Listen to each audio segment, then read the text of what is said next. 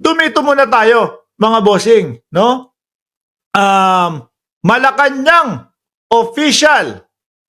Grabe to. Ito, pakita ko sa inyo. 500. Naalala nyo to, mga bossing, yung kampo ni Sara Duterte nagrereklamo dahil binawasan daw po ang kanyang security. Naalala nyo yun? Siguro may mga ilang buwan na din. Basta ang sigurado ko last year, nagrereklamo sila kasi binawasan po yung security ni Inday Sara Duterte. Ano po? G na G sila. Pero ang ginagastos pala para lang sa security ni Vice Presidente, kalahating bilyon. No, hindi 500,000, kundi half billion, mga bossing, 500 million for Vice President Duterte security. Nagrereklamo sila noon. Sabi, ayan, tama ang numero ni Shiro Kansaki. From 433 to 358, mga bossing. Aba, nag-inarte si Bato. Naku po, ito, handa na po yung ating mga handa na po yung ating mga ex-PNP o yung mga ex-militar para po umalalay, sumuporta kasi binawasan po nila ang security ni Inday Sara Duterte. Mga bossing, yang dami po na yan, yang bilang po na yan, 358 na security, siguro po malayuan na yan eh. Imposible nang mapasok o magawan ng kung o magawan ng mali si VP Sara. Pero basahin natin ito, mga bossing, bakit sila nag-aartihan?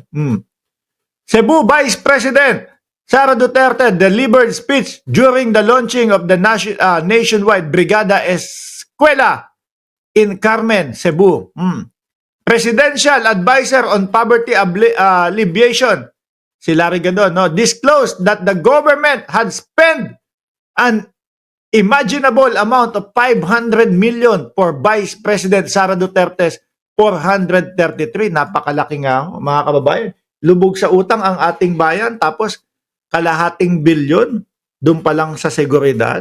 Ba't napakadami? Akala ko mga bossing solid, no? Akala ko mga bossing sulit ang Pilipinas sa mga Duterte.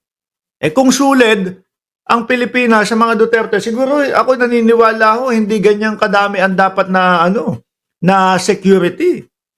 Pero 433 na yan, binawasan lang po ng ilan para maging 300 plus, reklamo na agad sila. Napakadami pa din nun. Kung matatandaan nyo kay Atty. Leni Robredo, mga bossing, hindi hulalagpas ng ta-80. Hindi hulalagpas ng 80. No? Kasi kung sulit nga ang Pilipinas kay BP,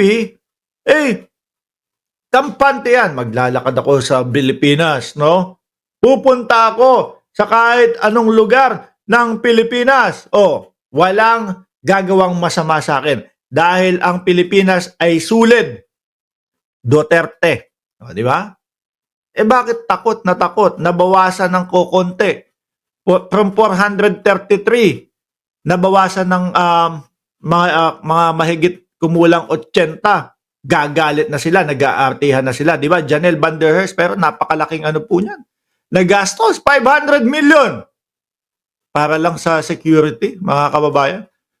In a statement gadon, tuloy ko dito he said, this lavish spending for the security of just one person highlight the substantial financial burden displaced on public funds and question the morality and propriety of such expenditure.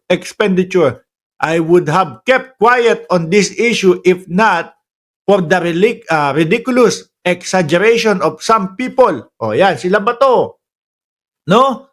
Sila Bato, nag-artihan sila Bato Sabi, ini-exag sila, naku po, wala nang security ang Vice Presidente. Gusto na talaga nilang magorgor. Si Maharlika naman, gusto talaga nilang magorgor ang Vice Presidente.